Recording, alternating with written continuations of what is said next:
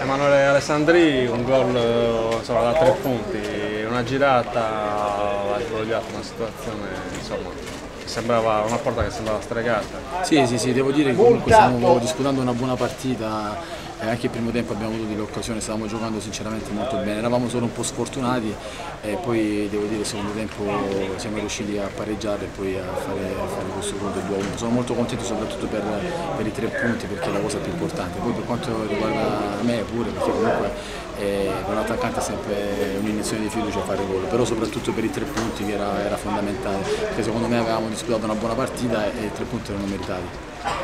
Un assist il suo fratello, o sbaglio? Un cross di... Sì, mi sa che sì, è un cross di Ale, adesso non ricordo bene sinceramente, però mi sa che è un cross di Ale, sì. Sì, sono molto contento, ripeto, soprattutto per i 3 punti perché siamo un grande gruppo, guidato da un grande allenatore, una grande società e sinceramente oggi era un peccato non vincere, anche perché comunque c'era anche una bella cornice di pubblico, giocavamo in casa e quindi sono veramente molto contento. Le prospettive del campionato, insomma, cosa pensa?